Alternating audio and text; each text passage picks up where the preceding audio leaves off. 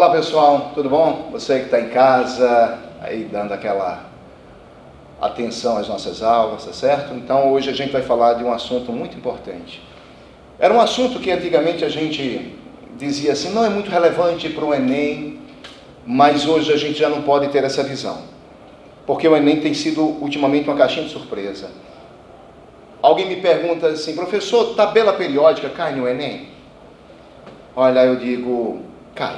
Já caiu e existe uma probabilidade de cair outras vezes, tá certo? Então a gente vai falar hoje de tabela periódica. Vamos começar aqui por um histórico de tabela periódica. Essa coisa que eu digo, eu costumo dizer aos meus alunos, que a tabela periódica não é uma coisa desse mundo. Os alunos riem quando eu digo isso, riem, porque não é uma coisa desse mundo. Eu fico imaginando que isso foi começado, teve início, o começo disso, no século XVIII, e não se tinha ideia de elétrons nessa época, não tinha ideia de prótons, e a gente pensa como é que essa coisa foi organizada tão perfeitamente, que nós sabemos, por exemplo, que elementos pertencentes a uma mesma família, o mesmo grupo, têm a mesma quantidade de elétrons de valência, a mesma quantidade de elétrons na última camada. E esses caras, esses grandes cientistas, esses químicos, esses físicos que elaboraram essa tabela periódica, não sabiam o que era elétrons. Mas se nós observarmos hoje, essa tabela é muito perfeita. Elementos pertencentes a uma mesma linha horizontal têm o mesmo número de camadas eletrônicas, o mesmo número de níveis energéticos. Caramba, como é que esses caras sabiam disso ou não sabiam, eram inspirados? Eu acredito muito que esse povo era muito inspirado, sei lá, por uma força aí, quem acredita divina, não sei. Mas que é uma coisa extraordinária, uma descoberta da humanidade extraordinária, isso é inquestionável, ok? Bom, mas é bom que se diga que a tabela periódica, ela começou a ser organizada, na verdade, lá no século, como eu falei a vocês, no século XVIII. E quem primeiro pensou em organizar os elementos existentes naquela época foi um cara chamado de Antoine Lavoisier. Antoine Lavoisier, ele foi o primeiro sujeito a organizar esses elementos conhecidos, mais conhecidos, ferro, chumbo, ouro, cobre, oxigênio, né? Dentre outros. Ele começou a organizar esses elementos de forma simples. Organizou entre metais e ametais. Gente, Lavoisier cometeu vários erros. Ele chamava substâncias de metais ou substâncias de ametais. Ele cometeu vários erros. Mas foi o primeiro sujeito a tentar fazer uma organização sistemática disso. Pois bem, depois de Lavoisier, outro sujeito, outro químico, bem conhecido nosso lá, chamado de John Dalton e Berzelius, principalmente o Dalton, né, aquele cara que tinha daltonismo, primeiro sujeito a perceber que trocava as cores, ele começou a organizar os elementos conhecidos em ordem crescente de massa atômica. Tá? Então, quem primeiro pensa em colocar os elementos em ordem crescente de massa atômica é John Dalton, junto com Berzelius. Tá? Mas o mais conhecido desses dois cientistas, claro, é o nosso querido Daltinho aí, em 1828. Pessoal, mas se nós fôssemos dizer, dentre esses três cientistas que eu vou falar agora, que eu vou falar de Johann Wolfgang Doberein ou Johann Wolfgang Doberein. Esse daqui é o mais importante. Coloca na cabeça de vocês. O que é que Doberein ou Doberein fez? Ele pegava os elementos em grupos de três. Grupos de três. Por isso, ficou conhecido como as tríades de Doberein. E esses elementos, colocava esses elementos em grupos de três, de forma que esses elementos tivessem propriedades químicas semelhantes. Recapitulando, Doberein pegava elementos que tinham propriedades químicas semelhantes e colocava-os em ordem crescente de massas atômicas. Ele percebia que lítio, sódio e potássio, uma tríade, tinham propriedades químicas semelhantes. Ele pegava, formava outra tríade, percebia que cálcio, estrôncio e bário tinham propriedades químicas semelhantes. Beleza? E ele percebeu também que se ele somasse a massa atômica do lítio, mais a massa atômica do potássio, e dividisse por 2, dava aproximadamente a massa atômica do sódio. Não entendi. Ele percebeu que quando ele pegava os elementos das extremidades da tríade, por exemplo, cálcio e bário, somava as suas massas atômicas e dividia por 2, dava a massa atômica do elemento do meio da tríade, isto é, a média das massas atômicas, os elementos das extremidades da tríade, dava a massa atômica do elemento do meio da tríade, tá certo? Isso foi Doberein. Gente, observação interessante sobre Doberein.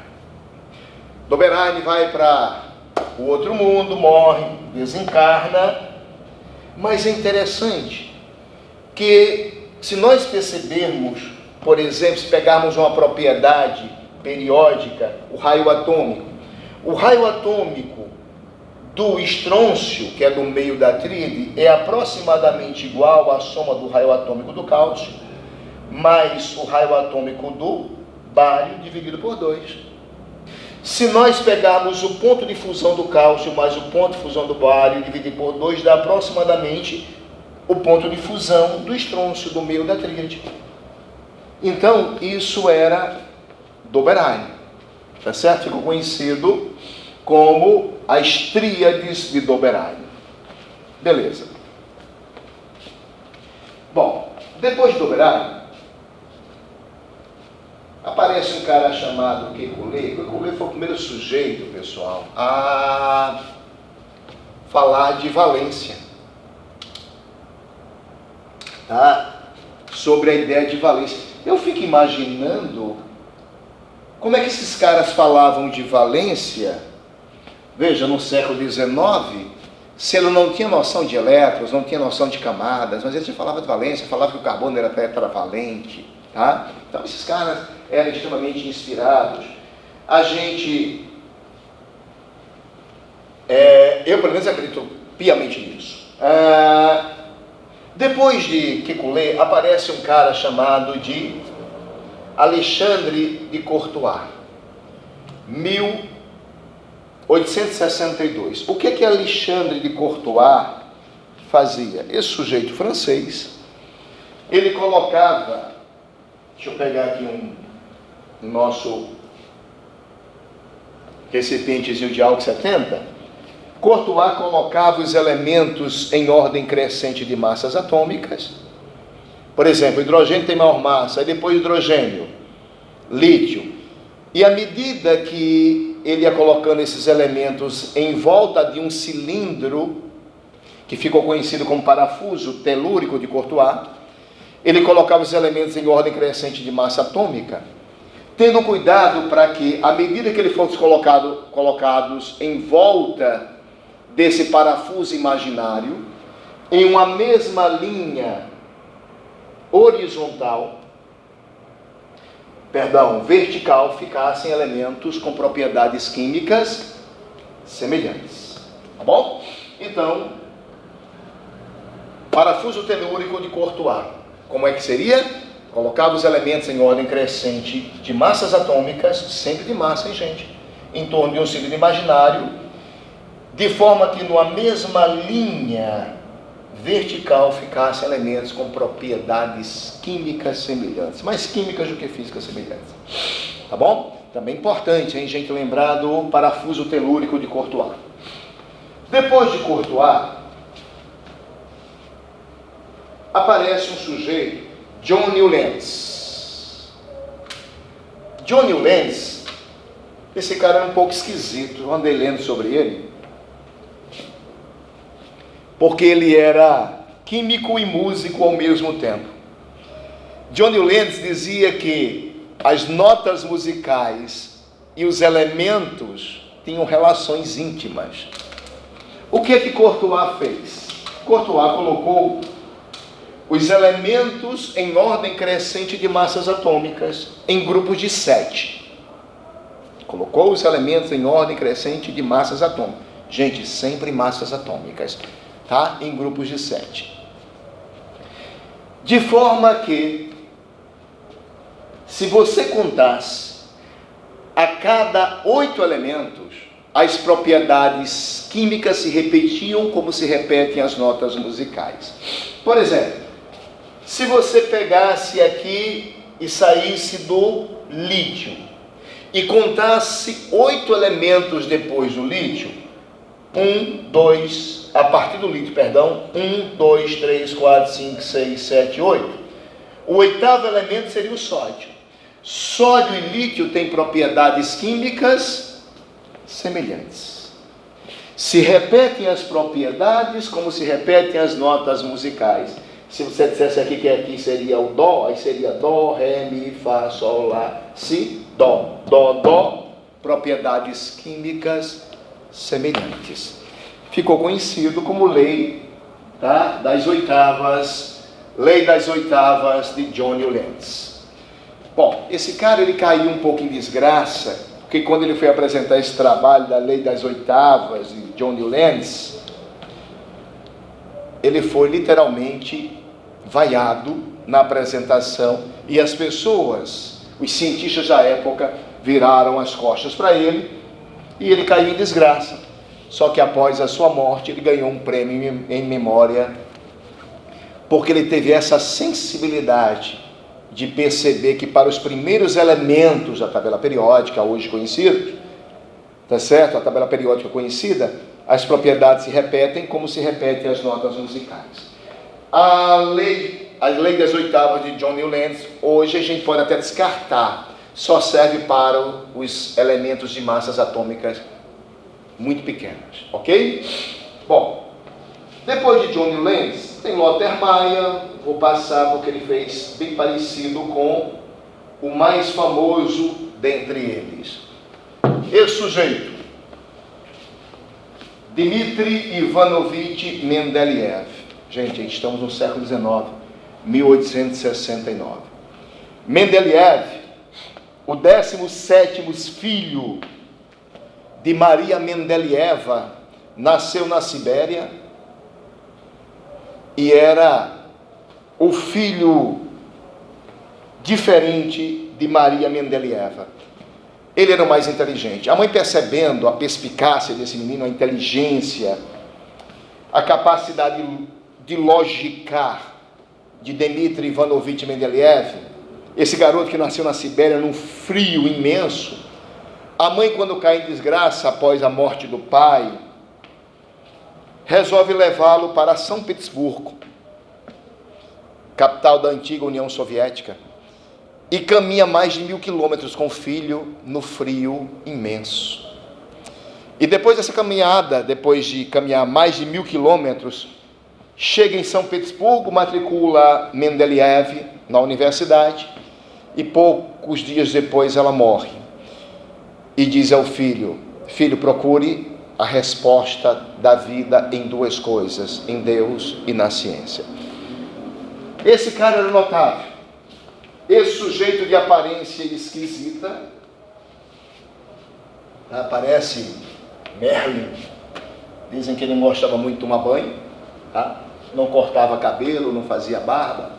Apesar disso tudo, teve 2 esposas, né? Mas esse cara era notável. O que é que ele fez de diferente? Cara, ele colocou os elementos em ordem crescente de massas atômicas. Aí alguém me diz assim: mas Claudinho, todos fizeram isso até agora. Todos fizeram isso. Todos colocaram os elementos em ordem crescente de massas atômicas. Sim. Mas cuidado, por exemplo, se você perceber, deixa só pegar uma tabela periódica aqui maior. Olha só. Mendeleev colocava os elementos em ordem crescente de massas atômicas e tendo cuidado para colocar numa mesma linha vertical elementos que tinham propriedades químicas semelhantes. Mas todo Courtois fazia isso. Por exemplo, quando ele pegava sódio, massa 23, magnésio, massa 24, alumínio, 27, silício, 28, fósforo, 31, enxofre, 32, cloro, 35,5. Naquela época não tinha sido descoberto ainda os gases nobres. Depois do cloro, o próximo elemento de maior massa depois do cloro seria o potássio. Só que o potássio era colocado abaixo do sódio, porque sódio e potássio tinham propriedades químicas semelhantes. Depois do potássio, que tem massa 39, veio o cálcio de massa 40.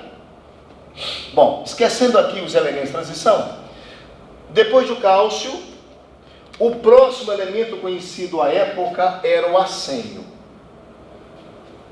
Tá certo? Não se conhecia gálio e nem germânio. O que é que os outros cientistas cometiam de erro? Traziam o arsênio para cá, ó, para baixo do alumínio. Olha, se eu trouxesse o arsênio para cá, eu estaria cometendo um erro. Qual seria o erro? Dizer que o arsênio tinha propriedade química semelhante a boro e alumínio. O que é que Mendeleev fez? Ele colocava um X aqui e um X aqui.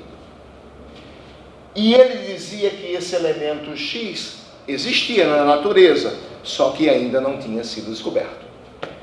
O importante perceber é que Mendeleev, quando ele botava esse X, que ele chamou esse X, que hoje é o gálio, ele chamou de ECA, alumínio, aquele que está abaixo do alumínio. Ele deu as propriedades químicas e propriedades físicas desse elemento. Aí você me diz, mas como ele dava as propriedades se ele não conhecia o elemento, se o elemento nem tinha sido ainda descoberto? É porque ele percebeu que lá em Doberein, a lei das tríades, se eu soubesse a propriedade desse, tinha como achar a propriedade desse daqui. E ele achou ponto de fusão, ponto de ebulição, densidade desse elemento, que hoje é conhecido como gálio. 3 anos depois, um cara chamado de Lecaut de Bois-Baldrin, francês, tá, chamou esse elemento aqui, ele descobriu esse elemento que é o gálio em homenagem às terras das Gálias romanas, gálio, e ele deu as propriedades desse gálio e escreveu tratados sobre o gálio. Alguns meses depois ele recebeu uma carta com carimbo russo dizendo que a densidade do gálio que ele tinha dado em seu tratado estava errado, que ele calculasse novamente a densidade, que a densidade do gálio não era 5,6, se eu não me engano, mas era 6, alguma coisa.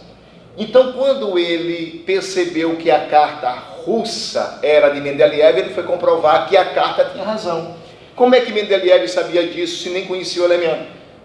Pelas leis das tríades, tá certo? Mendeleev é o cara que tem essa perspicácia de perceber que Doberein foi mais preciso, tinha ido mais além. Pessoal, atenção, não esqueça, o que é que Mendeleev fez de diferente dos outros? Ele colocou os elementos em ordem crescente de massas atômicas, como todo mundo, mas, sim, colocando elementos numa mesma vertical com propriedades químicas semelhantes. Mas colocando interrogações para aquele elemento que não tinha sido descoberto ainda e dando as propriedades desses elementos, ok? Isso foi Mendeleev. Mas, tudo bem. Quando Mendeleev foi apresentar seu trabalho, alguém faz uma pergunta interessante na plateia. Mendeleev, você está dizendo que Deus deixa espaços vazios em sua criação? Ele responde de forma dura e objetiva. Não é Deus que deixa espaços vazios em sua criação. É a nossa incapacidade de descobrir que esse elemento existe. Esse cara é notável. Notável. Bom, um parênteses interessante. Mendeleev faz essa tabela, tá? Essa aqui é uma forma mais complexa da tabela de Mendeleev, mas ele diz que chegou às conclusões através de um sonho. Ele passou 3 dias sem dormir e após um sonho, ele percebe que as cartas, que ele tinha feito um jogozinho de cartas, com os elementos conhecidos à época, elas começam a pular à sua frente e se encaixarem mais ou menos como é a tabela atual. Tá certo? Beleza. Pessoal, o modelo atômico, aliás, a organização da tabela periódica de Mendeleev começa a apresentar alguns problemas. Eu vou mostrar quais são os problemas da tabela de Mendeleev. Eu vou pegar aqui uma tabela mais precisa, mais complexa. Por exemplo, se a gente pegar uma tabela aqui periódica, vou aumentar aqui para a gente perceber. Só para lembrar, como era organizado a tabela periódica de Mendeleev. Os elementos eram colocados em ordem crescente de massas atômicas, sendo colocado numa mesma vertical elementos com propriedades químicas, mais químicas do que físicas semelhantes. Mas se você perceber, por exemplo, o telúrio e o iodo, qual é a massa do telúrio? A massa do telúrio, ele tem uma massa de 127,6. O iodo que vem depois do telúrio, tá? O iodo que vem depois do telúrio, ele tem uma massa de 126,9. Veja que o iodo, que está após o telúrio, deveria ter maior massa que o telúrio, mas tem menor. Então a tabela periódica de Mendeleev começou a apresentar alguns problemas, que os elementos, para obedecerem às propriedades, não obedeceriam à ordem crescente de massas atômicas, né? Recapitulando, o telúrio tem maior massa do que iodo. Então era para ser iodo, depois telúrio. Mas se nós fizéssemos isso, eles não obedeciam às propriedades químicas semelhantes. Essa correção só foi feita depois do advento do elétron. E essa correção foi feita por um sujeito chamado de Moseley. Tá certo? Henri Moseley, em 1913. O que é que Moseley faz? Ele percebe que os elementos não deveriam estar em ordem crescente de massas atômicas, mas em ordem crescente de números atômicos.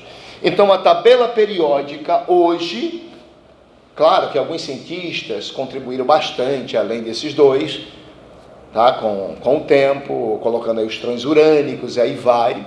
Mas a tabela periódica hoje é uma tabela periódica onde os elementos são colocados em ordem crescente de massas atômicas, de número atômico, de forma que numa mesma linha vertical estão elementos com propriedades químicas, mais químicas do que físicas semelhantes. Beleza, pessoal? Isso é um breve resumo sobre o histórico da tabela periódica para vocês. Um abraço e até a próxima.